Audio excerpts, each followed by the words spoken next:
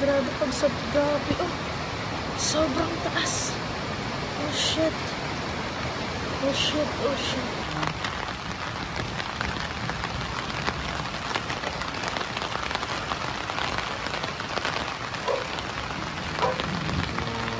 Hello guys, update pa rin dito sa amin sa bahay and until now hindi pa rin humupa yung tubig. So mga bandang 6:30 ng umaga and dito sa bahay nila Ate Louie hanggang bewang na yung tubig niyan. So hindi na kami nagpa-rescue guys kasi may second floor naman yung bahay namin.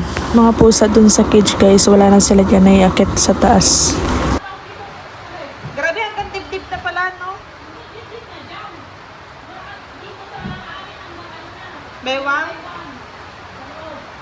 Lalampas. Grabe, maabot na ng tubig yung dulo ng gate, oh. Pa? Nandito. Mababasa ako.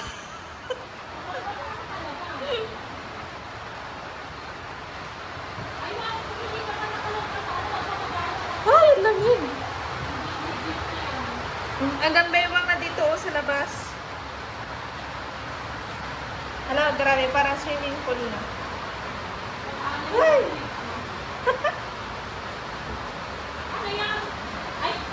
Hala! Nakaupo din ako doon. Grabe, oh, ang taas. Lalo na dito. Hindi man nalabas sila daddy. Eh. Sila daddy? Ah. Grabe, oh, hanggang dibdib na dito, oh.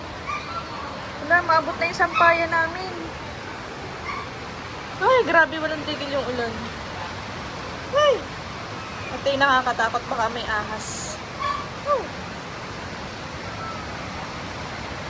Grabe, tingnan nyo naman. Grabe, first time to. Grabe, grabe, oh. Sobrang taas. Oh, shit. Oh, shit, oh, shit. Grabe, pati lamesa nagpa-floating. Boom.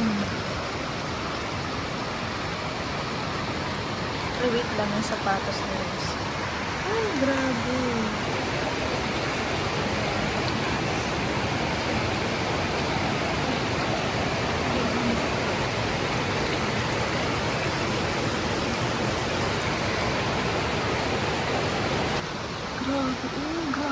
Grabe talaga ang taas. Ay, gago ka. Ba't namaraglamay ka dyan, eh? Asa na? Di parang... Oh, no! Ay, ako parang tanga. Ano ba yun? Naglangi-langi na siya.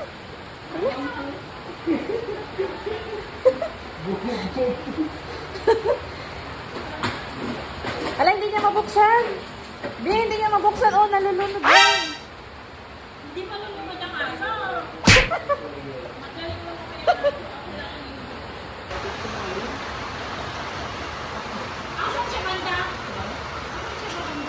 Ano sa Agdan? Sino? Si Kumong. Ayun na nga siya. Ano yung putik? Ayun na siya. Nakakabit na sa ng pinto. Ano? Pukal ka ah. Ano? Alalim? Bawa naman si Ate Lloyd. Ah, dito. Babad na. Hey. Kaya pumunta ng parto mo.